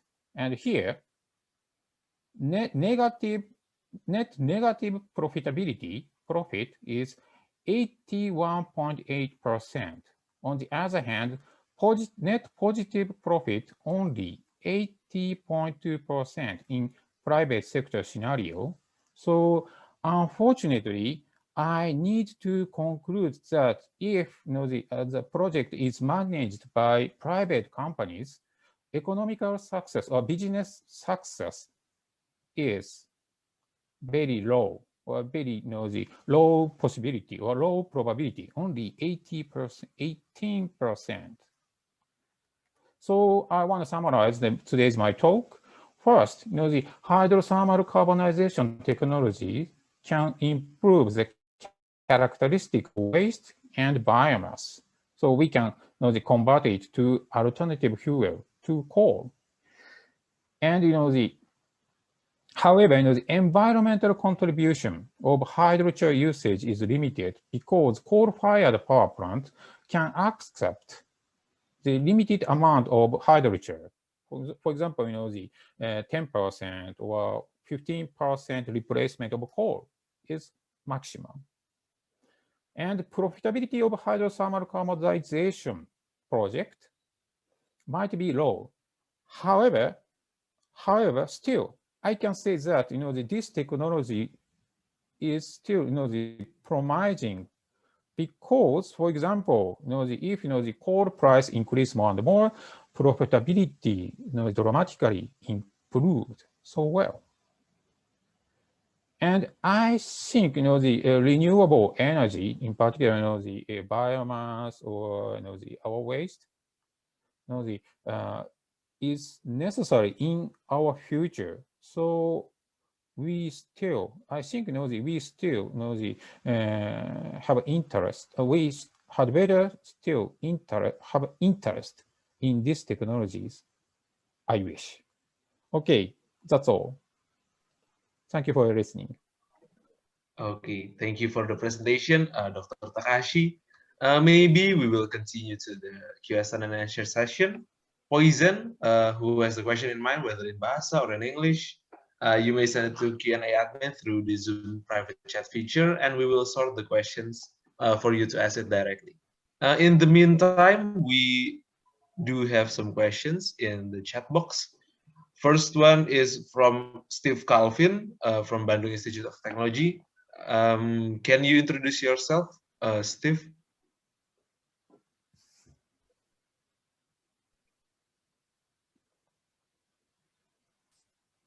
Okay, maybe he cannot introduce himself. Maybe I will read it directly, Dr. Takashi. How close are we of using hydrothermal carbonization technology before implementing it worldwide? How close? Yeah. What how close means? Maybe about the feasibility, sir. Feasibility. Okay, I see. First of all, I need to say that the coal price is very, very important. In terms of the economic feasibility. The technical feasibility, I think maybe our present the technology already reaching to the sufficient level. But the problem is the business feasibility. And the first of all, coal price is, of course, the controls the feasibility or profitability. In addition, the social, the implementation is also important. When we start the one project, for example, of course, we need to comply the all of the laws and the social requirement, right? And the not only the economic viewpoint, but also the how to say the legal compliance is also the big problem. So I think the experts are essentially necessary to promote the project using the hydrothermal carbonization technology. So it means that not only the engineers, but also the lawyers, policymakers, or the governmental staff are also necessary. This is my opinion. Yes. Okay, sir. So from technical or science, natural science perspective, we don't really have a challenge there. But regarding legal compliances, economical perspective, we do have something to work on. Okay, I hope that the answer satisfies you, Mas Stephen Calvin from Bandung Institute of Technology. Maybe we can continue to the next question from Resti. She cannot introduce herself, unfortunately. Is there any modest technology to utilize hydrothermal carbonization in order to convert municipal waste to energy in rural area? Therefore, I think she might be, she want to imply that it must be well proprietary and can be applied by local people, does not have to have high maintenance or something. Okay, so in my opinion, the hydrothermal carbonization is this technology is more appropriate for rural area rather than urban area. The Indonesian students, she analyzed the feasibility of the hydrothermal carbonization technology in Jakarta. When we treat the all of MSW from Jakarta, only 4% can be used in coal-fired power plant. So in large cities like Jakarta, the hydrothermal carbonization is not appropriate. So the other technologies like incineration is better because it can treat this the large the huge amount of waste in short time. On the other hand, rural area, I think it is better. First of all, hydrothermal carbonization technologies maintenance will be easier than incinerations or other the thermal processing technologies, and not only the coal-fired power plant, we can also use our hydrochain to other thermal process. For example, the simple boiler or something like that. So I think if this technology become feasible, the socially and industrially feasible, I think it will be implemented in rural area rather than the metropolitan urban area. Okay. So Yes. the Indonesian, the Indonesia has the how to say a huge amount, the huge number of island, for example, right? Yeah. In Ireland, for example, the population is small. However, waste management is essentially necessary, right? So maybe the small island, the hydrothermal carbonization technology might be one of the best option in terms of waste management and the energy production. Okay. Thank you, sir. I hope that answers your question, Mbak Resti. Maybe we'll continue to the next one. It is from Rafli. Does this product of hydrothermal carbonization have lower greenhouse gases emissions than conventional coal?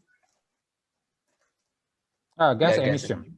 Okay, in particular, the pollutant emission to the atmosphere, Yep. right? Okay, let's consider the CO2, NOx, and SOx. Yeah. First of all, NOx. The NOx reduction,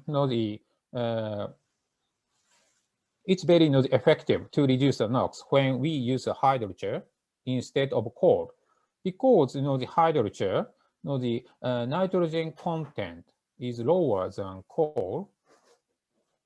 In addition, the sulfur emission, the hydrochain is also useful to reduce or to decrease the sulfur emission.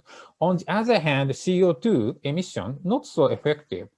So, today, today's topic I introduced, it's a MSW household. So it includes the plastics, coming from a fossil fuel. However, if we separate the only organic waste, it's a carbon neutral, right?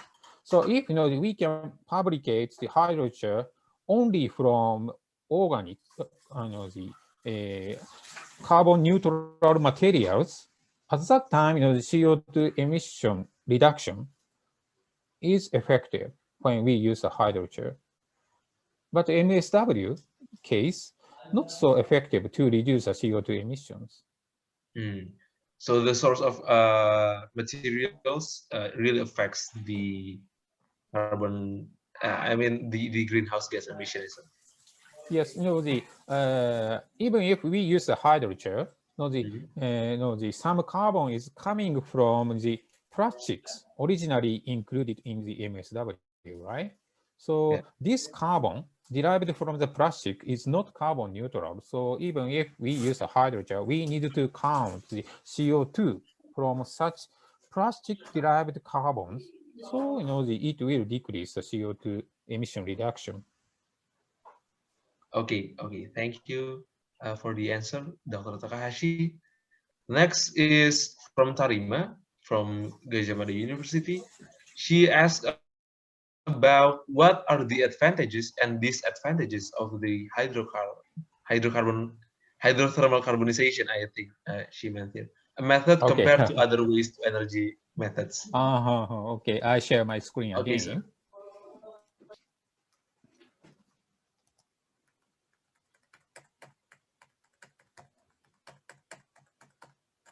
This is the advantage of the hydrothermal carbonization compared with other technologies. So I took some disadvantage compared with other technologies. For example, the hydrothermal carbonizations, the continuous operation is very difficult. Oh, here is a picture. The usual case, the hydrothermal carbonization is batch process, not continuous process. So continuous process is better in terms of operational cost, lower operational cost. So this is one disadvantage. In addition, compared with incineration treatment, or combustion treatment, hydrothermal carbonization can treat the smaller amount of waste compared with the pyrolysis, gasification, or combustion in the same operation time. It is also the one disadvantage. So some technical development is necessary. In addition, the wastewater treatment is also necessary. Because after the hydrothermal carbonization, the wastewater will be generated. So some of wastewater, after the treatment, yes, we can use it to generate the hot steam for next batch. However, it means that we need the wastewater treatment, so it will increase the cost. So on the other hand, for example, the combustion treatment, the wastewater generation is very small compared with the hydrothermal carbonization technology. It is one disadvantage. Yes. Advantage is this. It is they are listed here. Okay, I hope. Do you have anything to add, sir?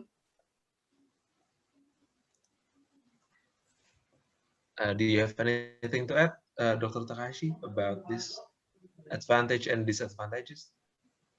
Mm-hmm. Do you have anything to add? No. Okay. I hope that your answer fulfills the question of Tarima.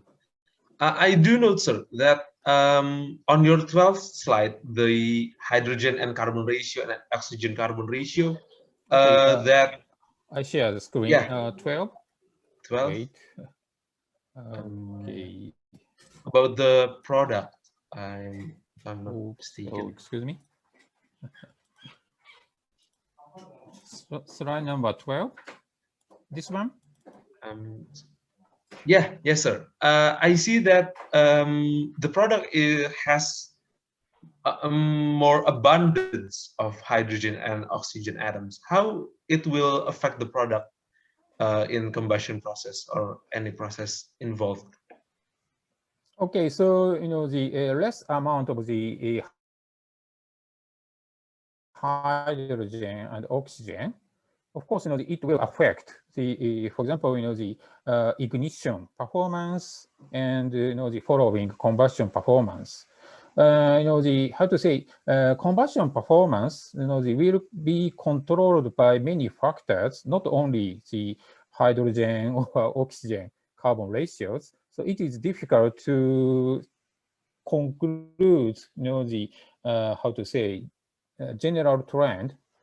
However, at least we can say, we can increase the calorific value after the hydrothermal carbonizations. But in some cases, maybe the combustion performance might become worse, or some cases become better. But it strongly depends on for example, combustor or the reactor, the geometry or the combustion operation conditions or something like that. So it is very difficult to say. Well, okay, thank you, sir. It seems that Unfortunately, we're running out of time. I really appreciate Poison for the excitement and participation, but due to limited time, the Q&A session has come to an end. However, we can still arrange your questions to be delivered to Dr. Takahashi. So please, if you want to ask, feel free to chat the Q&A admin right now.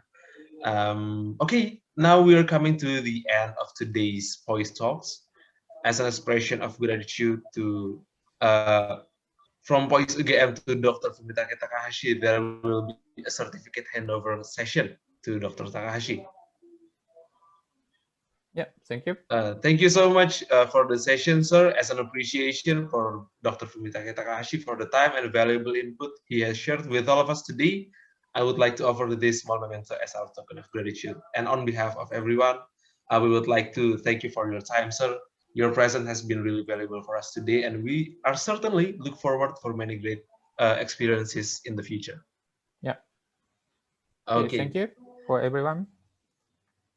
Maybe the documentation committee can take over from now.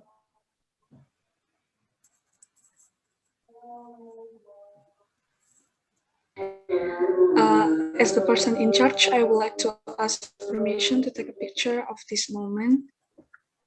Okay, in the count of 3, please be ready. 1, 2, 3. Thank you, Mr. Takahashi. Okay, it is customary for us, sir, Indonesians, to say multiple thanks. So thank you once again, Dr. Takahashi. If you have any schedule after this, you're allowed to leave this room, sir. It's okay. Okay.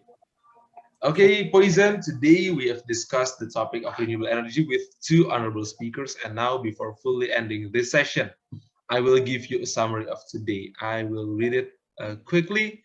From the first session from Pak Trois, Indonesia takes part in Paris Agreement since 2015 to limit the global temperature increase. Indonesia has enormous potential for renewable energy, and biomass is certainly one of them. Biomass energy currently is still underutilized, and regulators are launching rules to accelerate the development of biomass energy source. And we are encouraged, as students, college students and academicians, we can take part to accelerate this movement by doing research to the best extent that we can to give input to regulators and to governments, maybe, for what we have to do in the future. And the second session from Dr. Takahashi, hydrothermal carbonization can accelerate the coalification of biomass, and the product of the process currently has more hydrogen and oxygen content. However, the treatment can improve the characteristic to be closer to conventional coal, as we all know. And the profitability of hydrothermal carbonization currently might be low, but technology is still promising to be developed. Okay, thank you for the enthusiasm and attention. I am Gerald Tondi. I'm truly honored to guide this event today.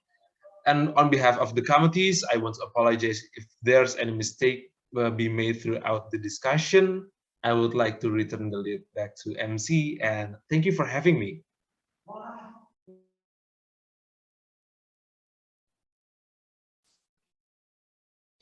We would like to thank our speakers today, Mr. Trois Dilisudendi STMA and Dr. Fumitake Takahashi, our moderator, of course, Gerald Tondi, as well as Poisons, who have attended today's Poise Talk until the end.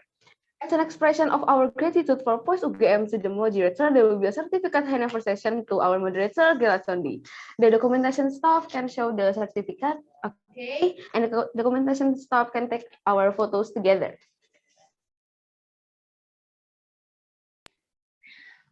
As the person in charge, I would like to ask permission to take a picture of this moment. Okay, in the count of 3, please be ready. 1, 2, 3.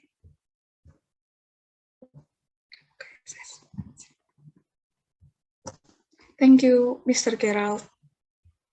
Okay, thank you for having me. Once again, thank you to Gerald Tondi for guiding us on this discussion. Okay, as we saw earlier, there will be a challenge with amazing rewards to Poison to claim, and how to join the challenge. Okay. Okay, so as you can see in the screen. Okay, so to Sorry. Okay, to win the prize, all you need to do is answer the question that presented in the screen in front of you, of course. And then you may upload the answer by uploading it on your Instagram account using the story feature. And last but not least, don't forget to tag Poise UGM Instagram at poise.ugm. And then don't forget to add 3 hashtags on your story, and don't forget to tag at poise.ugm. Those of you with the most unique uploads will receive an interesting prize from us. Okay, don't forget to tag at poise.ugm on your IG story and attach the hashtag that's shown on your screen right now. And you can take some screenshots for the question. We'll give you some 10 seconds maybe, and you can do a screenshot to the question in your screen. Yes.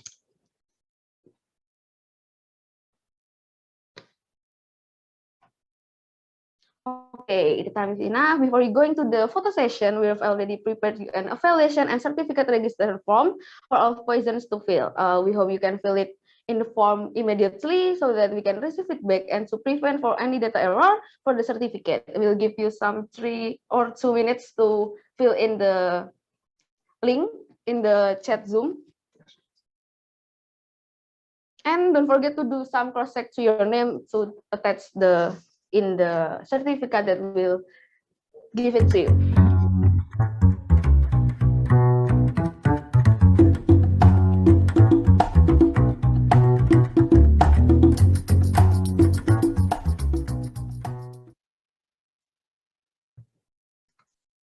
Okay, in the meantime, to all poisons, we would like to inform and invite you to join our competitions. They are SafeCom and SICO.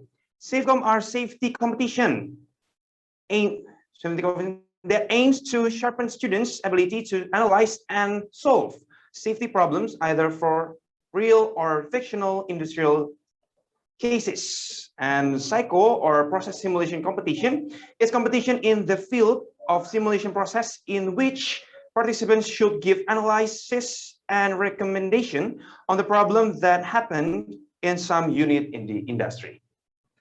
Okay, we want to show our gratitude towards the third party who has support our event today. There are Everypin, and media partner are Event Mahasiswa, Kelaparan UGM, Sita, Event Kampus, Jogja Punya Acara, Info Lomba, and Entopi. Once again, we want to say thank you for the support so that our event today can run smoothly. So for you guys, we've already prepared you evaluation and certificate registration form for all poison to fill. We hope you can fill in the form immediately so that we can receive feedbacks and to prevent from any data error for the certificate. We'll give you maybe around 2 or maybe 1 minute to you for fill the form. Okay, don't forget to do some cross-check to your name that can attach to your certificate. Okay, now we're heading to the photo session. To the crew in charge, please help us do the countdown and take pictures.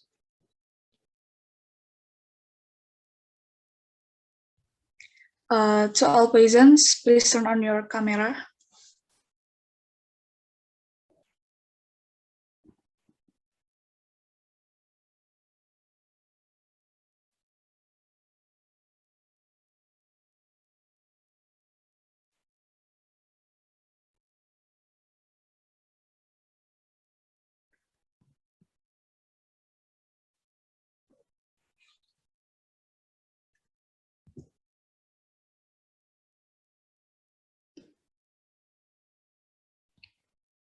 There are 5 slides. Please remain your pose until the end for a better result.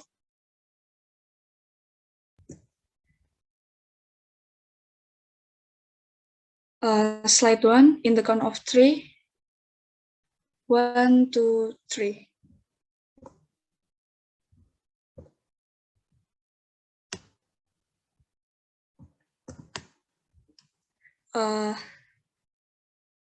The second slide.